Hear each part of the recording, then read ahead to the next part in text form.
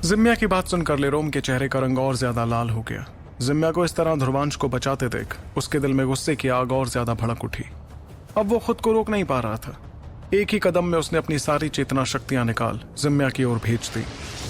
ऐसा करते हुए वो चिल्लाया, तो अब मैं देखूंगा कि मुझ जैसे ताकतवर और काबिल योद्धा के सामने तुम क्या उखाड़ पाओगी जिम्या।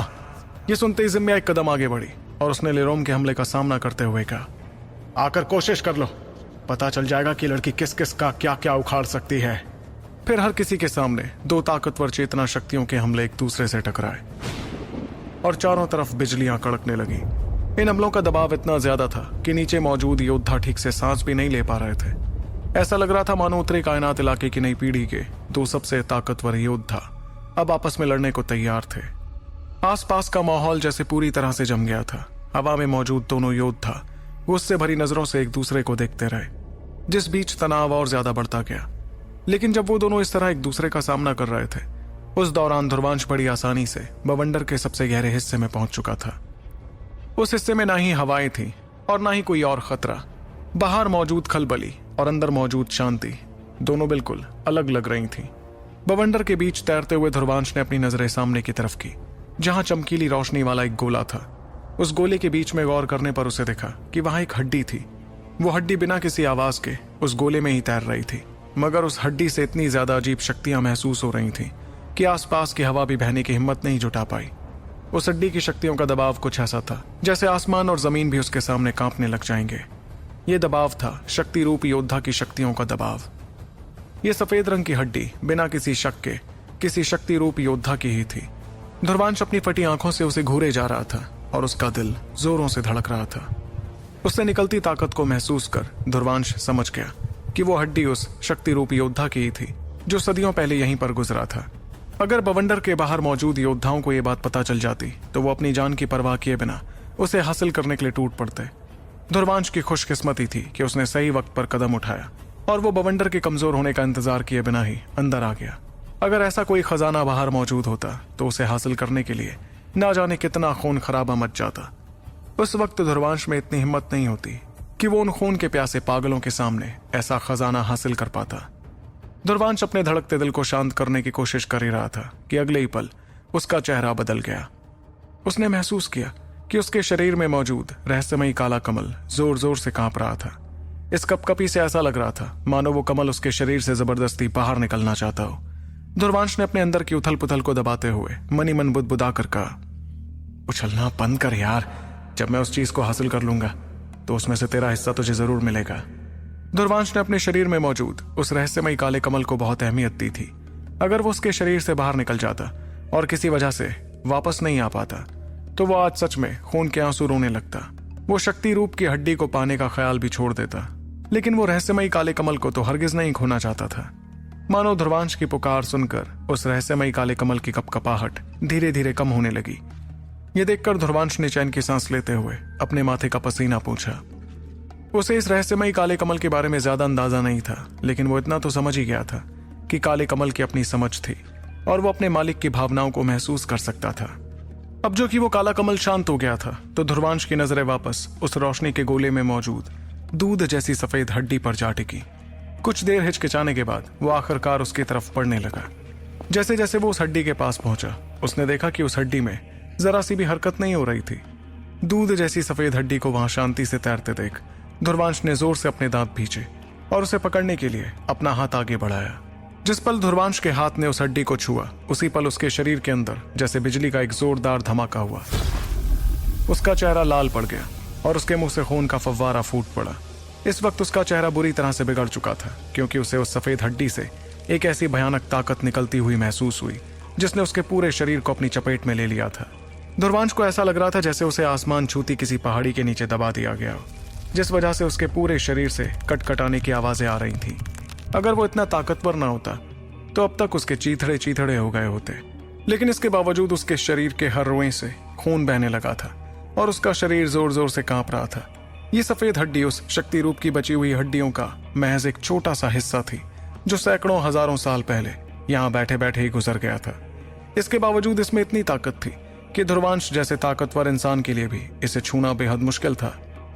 अपने दांतों को कसकर भींचते हुए ध्रुवांश ने महसूस किया कि उसके मुंह के कोनों से खून बह रहा था, लेकिन अपनी जान की परवाह किए बिना ध्रुवांश ने सफेद हड्डी पर अपनी पकड़ ढीली नहीं की। इस वक्त उसके खूबसूरत चेहरे पर एक ऐसी जिद और कभी न झुकने वाला भाव दिख रहा था जो किसी का भी दिल पिघला सकता था। उसके शरीर में गूंजते बिजली के धमाके और तेज होते जा रहे थे, यहां तक कि उसकी चेतना शक्ति में भी बुरी तरह से खलबली मच गई थी। ध्रुवांश का चेहरा और ज्यादा लाल हो गया था और एक बार फिर उसके मुंह से खून का फव्वारा फूट पड़ा। उसके कांपते हाथ से लगातार खून टपक कर सफेद हड्डी पर गिर रहा था, जिससे वो हड्डी पूरी तरह से खून से लथपथ हो गई। लेकिन जैसे ही ध्रुवांश बेबसी में हार मानने वाला था कि तभी अचानक रहस्यमयी काले कमल से काली रोशनी बाहर आने लगी। इस काली रोशनी में प्राचीन शब्द उभरते हुए दिखाई दिए और फिर वो काली रोशनी की लकीरों में बदलकर बाहर की तरफ निकलने लगे। अगले पल ध्रुवांश के शरीर से एक बेहद पुराने मंत्र जैसी आवाज गूंजने लगी। उसके शरीर में उथल पुथल मचा रही उसकी सांसें और चेतना शक्ति अचानक एक पल में शांत और स्थिर हो गई। यहां तक कि उसके शरीर में गूंजते भयानक बिजली के धमाके भी उस पुराने मंत्र की आवाज की वजह से धीरे धीरे शांत होने लगे। ये देखते ही ध्रुवांश के चेहरे पर खुशी और उत्साह की लहर दौड़ गई। आखिरकार इस रहस्यमयी काले कमल ने अपनी हरकत दिखानी शुरू कर दी थी। जैसे ही मंत्र गूंजा, ध्रुवांश का जोर जोर से कांपता हाथ भी शांत हो गया। अगले ही पल उसने देखा कि बेहद प्राचीन शब्द काली रोशनी की लकीरों में बदलकर उसके शरीर से बाहर निकले और फिर उस दूध जैसी सफेद हड्डी के चारों ओर लिपट गए। जैसी काली लकीरों ने हड्डी को घेरा, वो स्याही की तरह उस पर चढ़ने लगी और हड्डी से निकल रही चमक को तेजी से दबाने लगी। चंद मिनटों के अंदर ही वो सफेद हड्डी पूरी तरह से काले रंग में बदल गई, मानो उसे स्याही में डुबो दिया गया हो, और उससे निकल रही भयानक ताकत भी जैसे पूरी तरह से कैद हो गई थी और अब उसका नामो निशान तक बाकी नहीं था। ध्रुवांश को आखिरकार अपने शरीर पर फिर से काबू मिला, जिससे उसने एक गहरी राहत की सांस ली। फिर उसने हैरानी और शक भरी नजरों से उस काले रंग की हड्डी को देखा, जिसमें अब किसी भी तरह की कोई अजीबोगरीब हलचल नहीं हो रही थी। इस बात के चलते उसने हैरानी के साथ सोचा, आखिर इस शक्ति रूप की हड्डी को रहस्यमयी काले कमल की शक्तियों ने कैसे ढककर शांत कर दिया? खुद से सवाल करने के बाद ध्रुवांश ने बहुत गौर से हाथ में पकड़ी काली पड़ चुकी हड्डी को देखा और आगे कहा, समझ नहीं आता कि आखिरकार ये रहस्यमयी काला कमल मेरे शरीर में आया कहां से। न सिर्फ ये महान मारजान शैतानी खंबे जैसे प्राचीन खतरनाक हथियार को दबा सकता है, बल्कि इसने एक शक्ति रूप के अवशेष जैसी चीज को भी शांत कर दिया है। पता नहीं क्यों, लेकिन अब मुझे ये कमल काफी भयानक लगने लगा है। जब ध्रुवांश उस काले कमल के बारे में सोचते हुए खोया हुआ था, तभी बाहर से कुछ धमाकों की आवाज आई, जिससे वो तुरंत होश में आया। उसने मुड़कर देखा तो पाया कि विशाल आयामी बवंडर और आसपास का तूफान धीरे धीरे शांत होने लगा था और उसके साथ साथ आयामी धाराएं भी कमजोर पड़ रही थीं। बाहर से आती आवाजें सुनकर और तूफान को कमजोर पड़ता देख ध्रुवांश ने हड़बड़ाते हुए कहा, मुझे जल्द से जल्द यहां से निकलना होगा, नहीं तो योद्धाओं की फौज मुझसे हड्डी छीनने आ जाएगी। वैसे तो उसे पहले कोई बहुत बुरे जख्म नहीं आए थे, लेकिन उस सफेद हड्डी से निकले दबाव के कारण उसे कुछ चोटें जरूर आ गई थीं। इन चोटों का असर उसकी लड़ने की काबिलियत पर पड़ता। ऐसे में अगर किसी ने उसे ऐसी कमजोर हालत में देख लिया तो कुछ भी हो सकता था। आखिर वहां बहुत से लोग फिलहाल घात लगाए बैठे थे।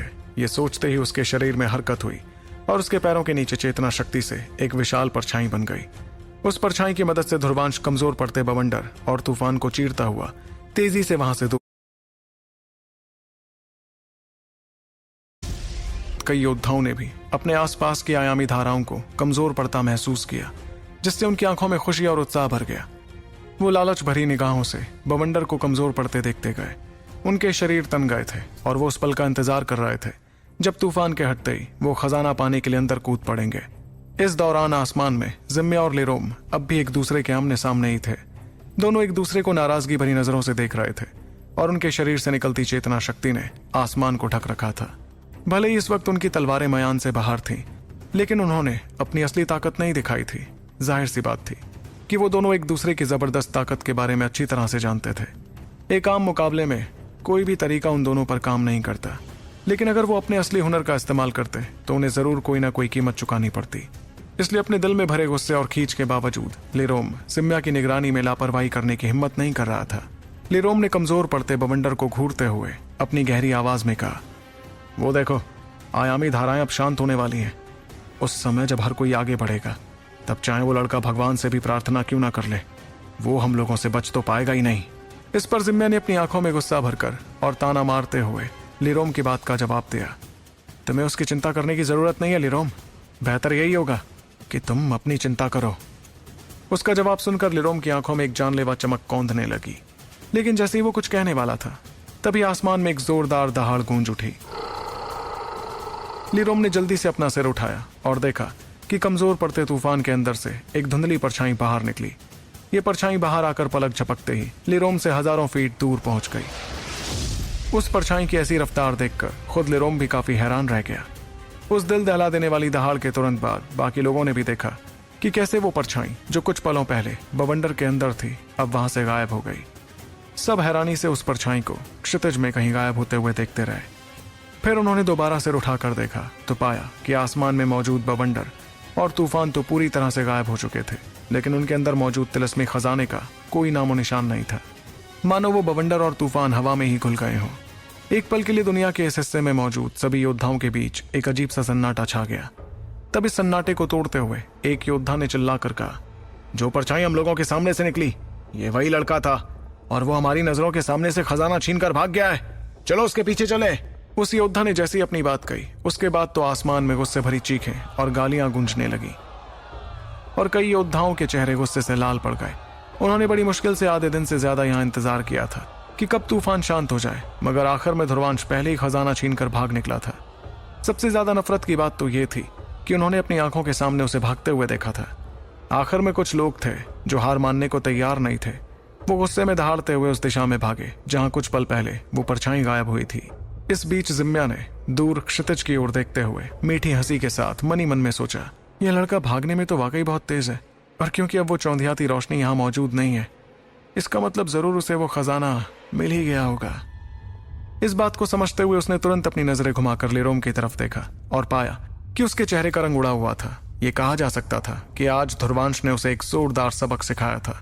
लीरोम ना तो ध्रुवांश को जख्मी कर पाया बल्कि उसने उसे खजाना छीन कर आराम से भागने भी दिया। वहीं उसके चेहरे की नाराजगी को देखकर जिम्या ने मुस्कुरा कर कहा, लगता है तुम्हारी हसरत तो धरी की धरी रह गई है लीरोम। कोई बात नहीं, वो कहते हैं ना हर कुत्ते का दिन होता है, तुम्हारा दिन शायद कभी और आएगा, हार मत मानना। इतना कहते हुए उसके शरीर से निकल रही चेतना शक्ति धीरे धीरे शांत होने लगी। अब जो कि ध्रुवांश सफलतापूर्वक भाग निकला था तो जाहिर था कि अब जिम्या को लीरोम के साथ रुकने की कोई जरूरत नहीं थी। इतने में लीरोम ने गुस्से के साथ जिम्या को देखते हुए ठंडे लहजे में जवाब दिया, मुझे नहीं लगता कि वो लड़का यूं ही छिप जाएगा। वो यहाँ महापवित्र स्नान के लिए आया है ना, इसका मतलब वो उस जगह पर तो मिलेगा ही, और जैसे ही वो महापवित्र स्नान के इलाके में आने की हिम्मत करेगा मैं उसे पकड़ ही लूंगा। तब उससे वो अनमोल खजाना बड़े प्यार से वापस छीन लूंगा। जैसे ही उसकी आवाज गूंजी लीरोम वहां और नहीं रुका। अपनी आस्तीनें झटक कर वो अपनी नफरत से भरे दिल के साथ मुड़ा और चला गया। आज उसने वाकई अपनी इज्जत मिट्टी में मिला दी थी। वहीं उसे वहां से जाता देख जिम्या भी अपना सिर हिलाते हुए एक अलग दिशा में जाने लगी। तो क्या हर किसी से बचाकर उस खजाने के रहस्य का पता लगा पाएगा ध्रुवांश? और क्या होगा जब वो पहुंचेगा महापवित्र स्नान के लिए? जानने के लिए सुनते रहिए सुपर योद्धा सिर्फ पॉकेट एफएम पर।